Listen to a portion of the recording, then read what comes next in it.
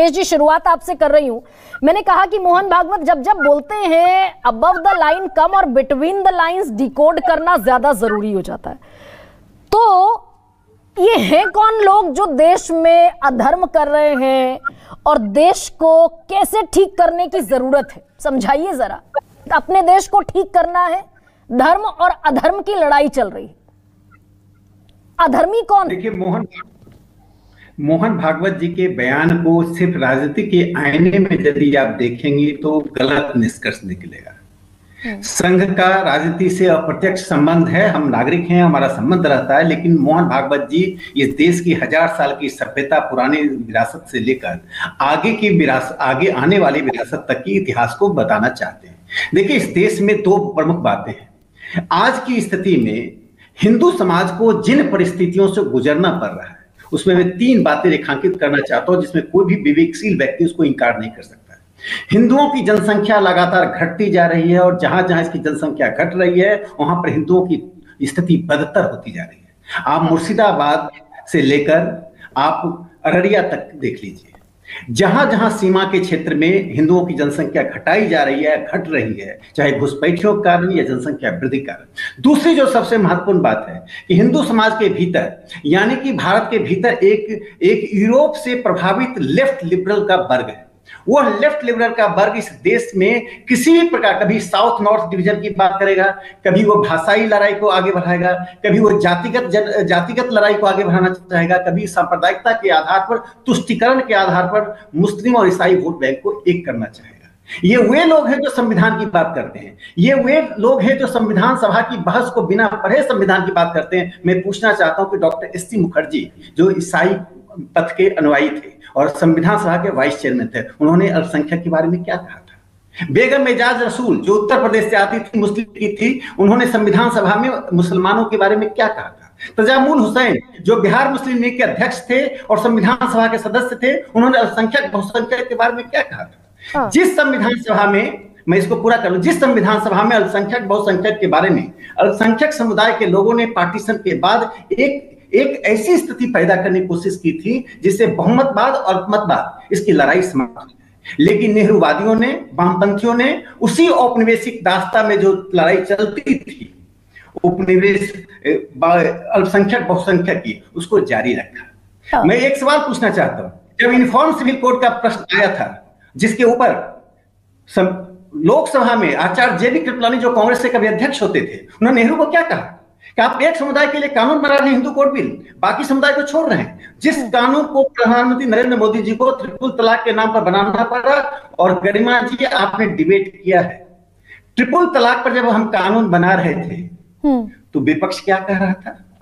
मुस्लिम समाज का हम दमन करना चाहते हैं। जब यूनिफॉर्म सिविल कोड की बात राष्ट्रीय स्वयंसेवक संघ करता तो विपक्ष क्या कहता है कि आप अल्पसंख्यकों को के अधिकार को छीनना चाहते हैं। जिस यूरोप में यूनिफॉर्म सिविल कोड है, लेकिन भारत में यूनिफॉर्म सिविल कोड कट्टरपंथ का निशान बन जाता है, यूरोप में प्रगतिवाद का निशान बन जाता है। दूसरी एक महत्वपूर्ण बात है, मोहन भागवत जी ने जो आज कही है कि सत्य और सत्य की लड़ाई चल रही है, उसमें 2 बातें प्रमुख हैं। इस देश की परंपरा में एकम सत्यम बहुधा वदंती का है, जो हमारे पंथ निरपेक्षता का बुनियाद है। नेति जो उपनिषद में कहा गया, यह भी नहीं वह भी नहीं, इस देश का बुनियाद है। जो इस बुनियाद को नहीं मानेंगे वो भारतीय नहीं हो सकते, कोई भी हो, चाहे मैं हूं। एक सेकंड राकेश जी, ये बताइए ना, मुझे थोड़ा सा सरल शब्दों में, मैंने तो डिकोड करने के लिए कहा था आपसे मोहन भागवत के बयान को, मैं और थोड़ा सा उलझ गई। ये बताइए ना, जरा खुलकर बताइए, एक बार नाम लेकर कह दीजिए कि धर्म और अधर्म की लड़ाई में से अधर्मी कौन है, और वो अगर अधर्मी है तो क्यों है अधर्मी? देखिए, क्योंकि दत्तात्रेय होसबोले का एक और बयान कोट कर देते हैं। दत्तात्रेय होसबोले ने ये कहा, जो शहरों में बैठकर, जो विश्वविद्यालयों में पत्रकारिता में या बुद्धिजीवी बनकर इस देश की बुनियाद को ही तबाह करना चाहते हैं। क्या है बुनियाद? ये देश की बुनियाद पंथ निरपेक्षता है, जिसमें नेति का है, यह भी नहीं वह भी नहीं। जो धर्म नेति को नहीं मानता है, जो धर्म कहता है बहुसांस्कृतिकवाद तो उनके लिए अच्छा है, लेकिन वह बहुसांस्कृतिकवाद का पालन नहीं कर सकते।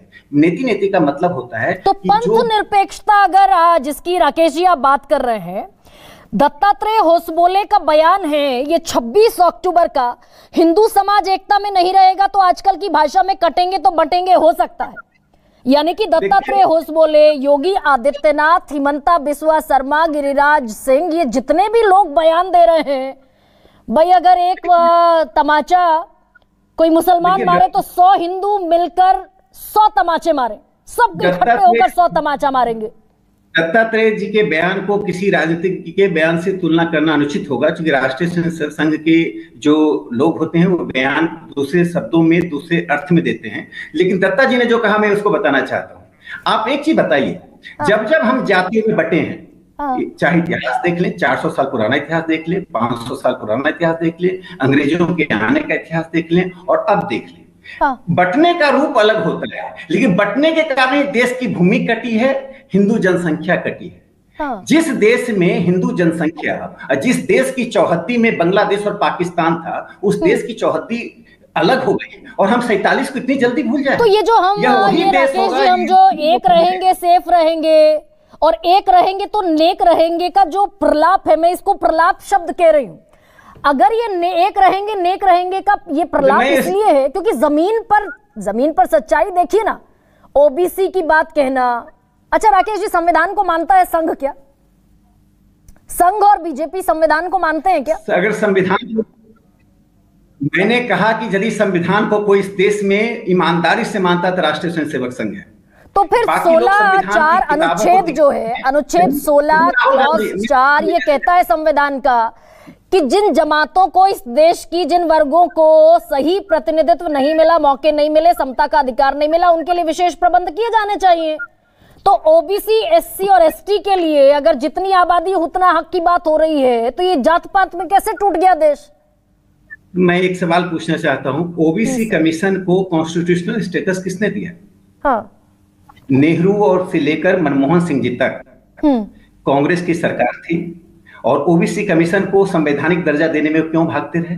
तो सर उस कमीशन की जो फाइंडिंग्स हैं वो तो 1.5 साल से ठंडे बस्ते में।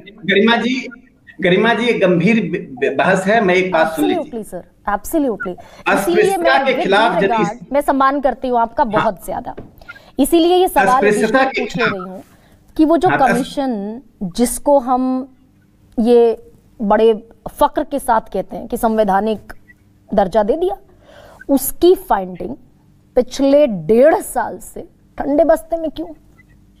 कोई ठंडे बस्ते में नहीं, ओबीसी कमीशन का गठन हुआ और ओबीसी कमीशन अपने तरह से, ये इतना संवेदनशील सवाल है और पिछड़ेपन का सवाल है, जातीय और आर्थिक पिछड़ेपन का सवाल है। ओबीसी कमीशन पूरी काम कर रही है, ओबीसी कमीशन का एक प्रिलिमिनरी ड्राफ्ट तैयार हो रहा है।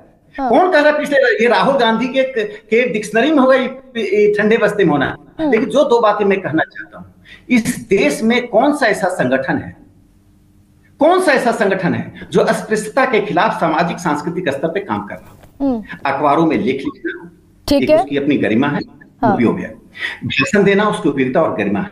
लेकिन जमीन पर कौन सा देश में ऐसा संगठन है राष्ट्रीय स्वयंसेवक संघ के अतिरिक्त जो अस्पृश्यता के खिलाफ लगातार काम कर रहा है? एक दूसरा मैं सवाल 25 में संघ बना, ये बड़ा कॉन्ट्राडिक्टरी मुझे राकेश जी कई बार लगता है, और आप क्योंकि ज़हीन व्यक्ति इसीलिए सवाल पूछ रही हूँ। 25 में संघ बना, 1925 में, 24 में बैठे हैं हम, शताब्दी वर्ष आने वाला है संघ का। आप कह रहे हैं अनटचेबिलिटी के खिलाफ काम किया। उत्तर प्रदेश में जहां 7 साल से सरकार है आपकी, वहां सबसे ज्यादा दलितों के प्रति अत्याचार हो रहे हैं और ये एनसीआरबी की रिपोर्ट है। देखिए, ये सवाल बहुत अच्छा है और मैं कहता हूं हिंदू समाज की ये साझी विफलता है कि हम पूरी तरह से अस्पृश्यता को समाप्त नहीं कर पाए, उसमें हम भी शामिल हैं। मैं साफ तौर पे कहता हूं लेकिन जितनी हमें ताकत थी वोट बैंक की राजनीति के अतिरिक्त, जितनी हमें ताकत थी, हमने रचनात्मक काम किया और हम कर रहे हैं, हमारा उद्देश्य है। दूसरी बात मैं मानता हूं, जो राम मनोहर लोहिया जी और दीनदयाल उपाध्याय जी जाति विहीन समाज की कल्पना करते थे, हमारी साझी विफलता है कि आज जातियां राजनीति के प्रमुख अंग बन गए। हमारी साझी विफलता है कि धर्म की, सांप्रदायिकता की राजनीति अभी भी बढ़ चढ़कर बोल रही है। देखिए, तो ये कम से कम ये कहना, फिर राकेश जी ये कहना जायज नहीं है ना भाई, ओबीसी एससी एसटी के अधिकारों की बात करना, जो कर ही नहीं पाया संघ 100 बरस में। जब नहीं कर पाए तो ओबीसी एससी और एसटी के हक की बात करना कैसे विभेद पैदा करना हो गया, कैसे जात पात की आग लगाना हो गया।